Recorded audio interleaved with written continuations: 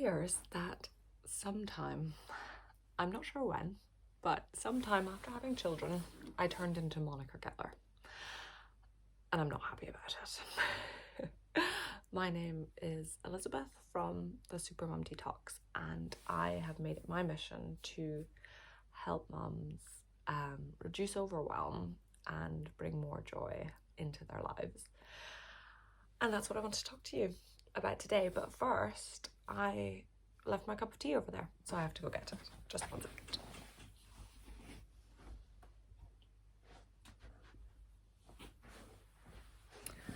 I'm back. I've got my tea. No, I'm ready to go. I'm still in my pajamas because I'm doing this before the kids are awake. Because I don't know about you, but once my kids are awake, I don't have a minute. So that's why I'm doing this now. I live in Edinburgh in Scotland. I have 2 kids, a boy, he's 8, and a daughter who is 5. So they're at school, so in theory, I've got a lot more time for myself, but in practice, it doesn't always work out that way. So, talking about overwhelm and motherhood and what to do about it is that's kind of what I do. I aim to help mums like you de-stress the everyday and just enjoy it a little bit more, because it can just be too much, can't it? I've been there. I know what it's like. I know what it's like to try and meet all these expectations that everybody places on you, to try and be who everybody wants you to be, and you just can't. You have to figure out who it is that you are, who it is that you want to be, the kind of mom you want to be, how you want your day-to-day to be. So with that in mind, Monica Geller. So I used to watch Friends when I was younger, and I saw Monica, and she was just always this like mad hive of activity, and she was always busy and always doing, and she couldn't even sit still. She was always giving in service of others. But when I was younger, I could see that, she gave too much of herself. She gave so much of herself in service of others. And she was so frazzled, and she just didn't even know who she was unless she was serving others. And I saw that when I was younger, and I just thought, oh, this looks crazy. It looks crazy. But somehow I have become her, and most of the moms I know have become her too. They are so busy, always doing, always looking after everybody else, that when they do have a minute to themselves, they don't even know what they want to be doing. They're still just thinking like, oh, my husband's taken my partner has taken the kids to the playground. I'll get to tidy the house by myself. And if you'd said that before you had kids, you'd think you were crazy, but actually it is much more calming to tidy the kitchen without the kids climbing on you. But is it a rest? Is it a break? No, it's not. So I propose that, do you remember Rachel? She didn't even know where the Hoover was. And I'm not saying we all turn into Rachel, because, our lives wouldn't function. But just think about her, and think about how she was just so much calmer, and actually everybody liked her more, which and she had a better idea of who she was, and if she had time to herself, you bet she'd know what to do with it. So one thing I wanted to talk to you about today is the 10 different types of rest that you need. Now, I wrote these down because I still forget them. So the 10 different types of rest that you need. Number 1, time away.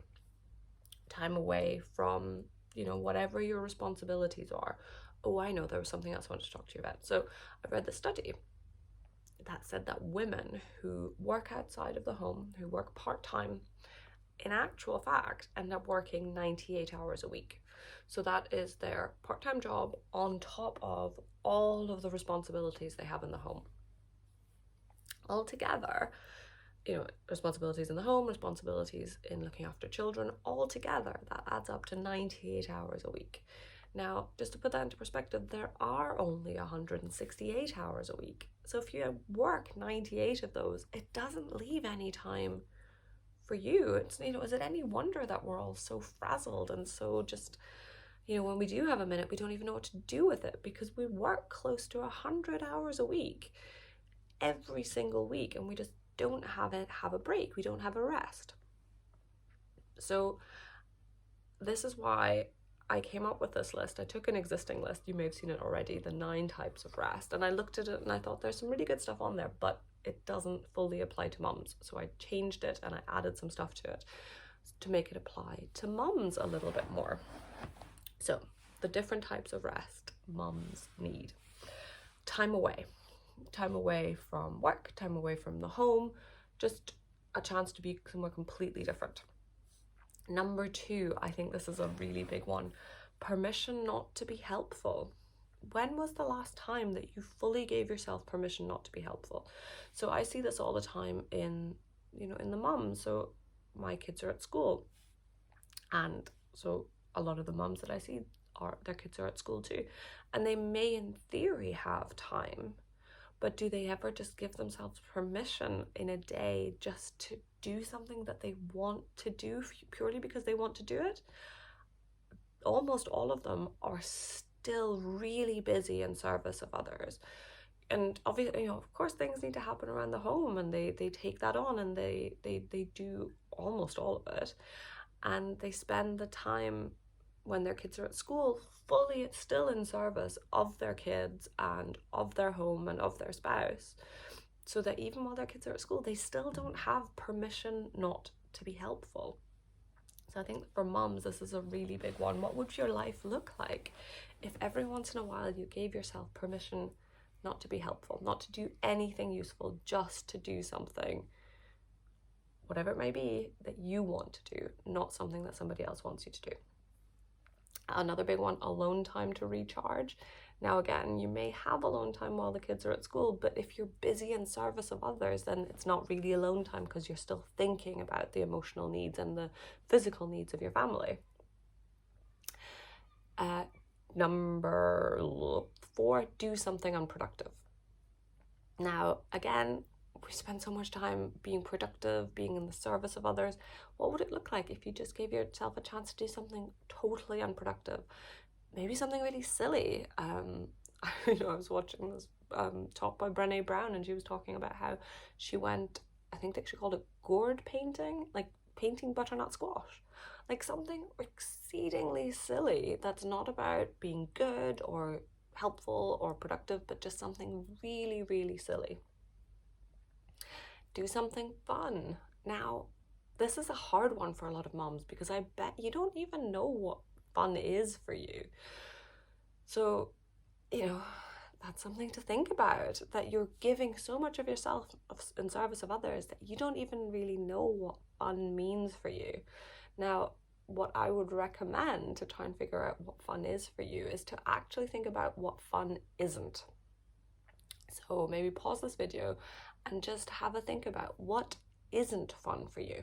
And even just make a list, write down what isn't fun for you, because actually our brains find it much, much easier to think about what we don't want rather than what we do want.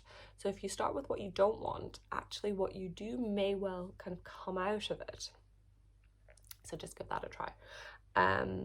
Do something creative. Now, do something unproductive, something fun, and something creative. They are very similar, and they could potentially be the same thing, but they may not be. And it just, there's a subtle distinction, and I just want you to kind of think about that.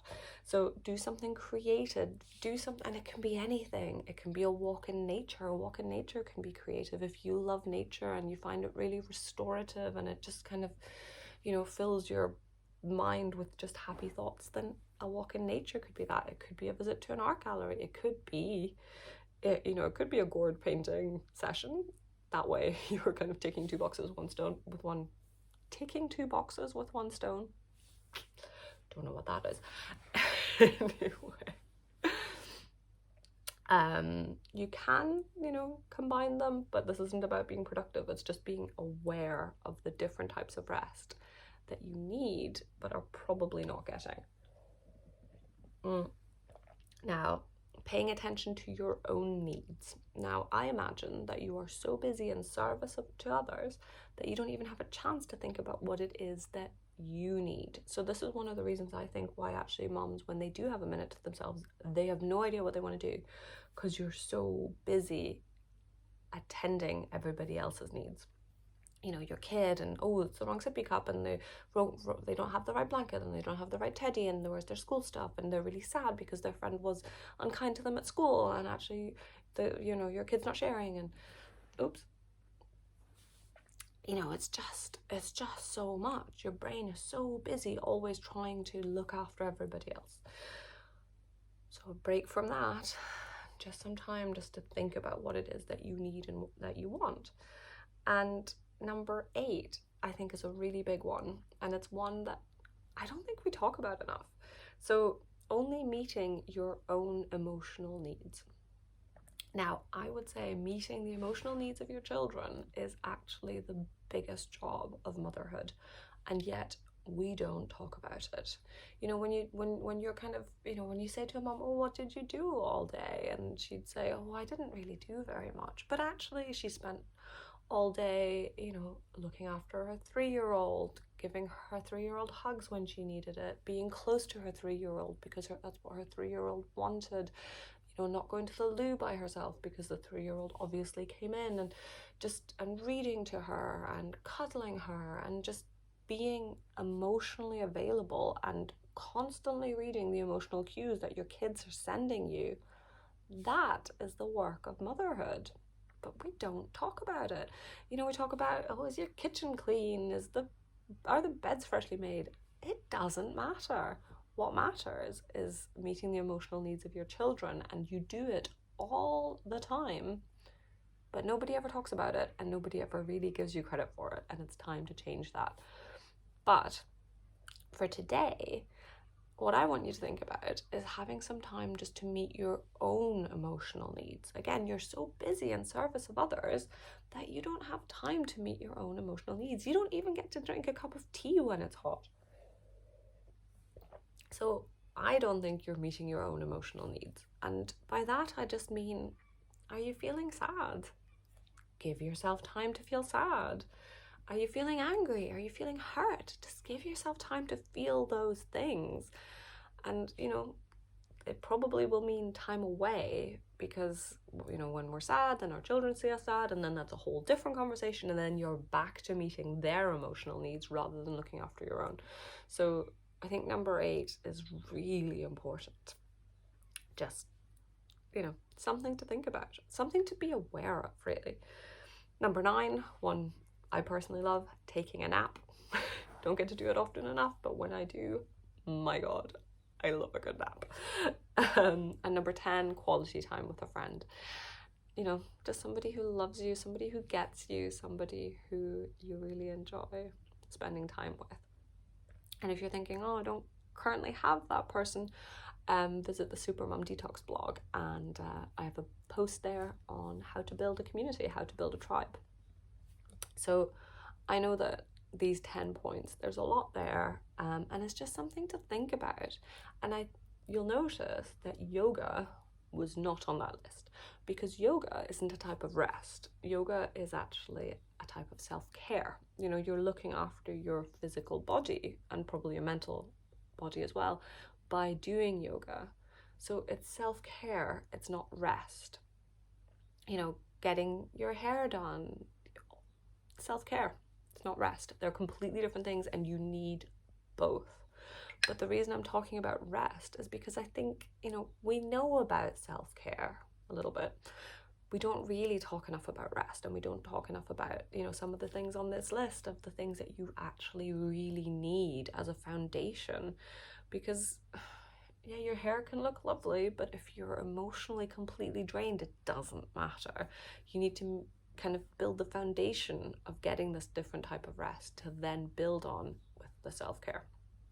So just something for you to think about, just something for you to mull over, and to kind of really start owning the fact that you need this, and this is something that you need to start building into your life.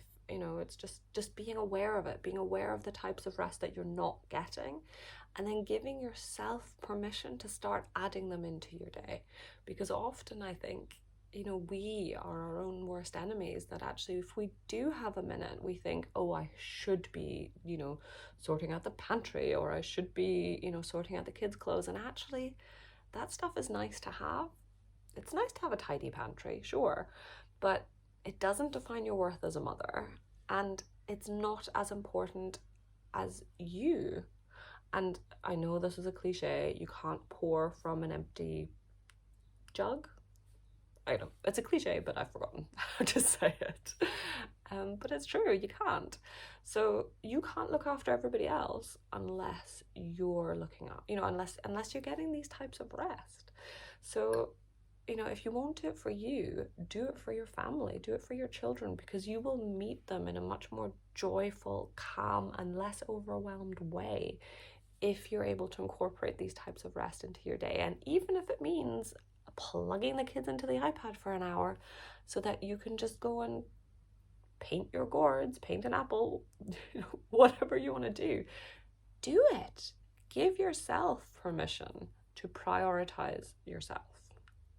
So if you think, oh, this sounds great, but I don't know, like, my husband's not going to get this, he's not going to get why I'm doing this, I made a free guide.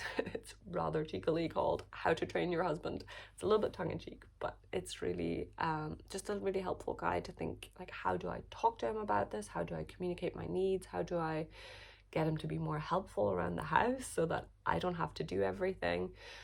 All that kind of stuff, plus a little bonus on how to get him to take photos of you and the kids. As I say, it's a free guide. I'll put the link in the description box. And thank you for listening, and see you next week. Bye.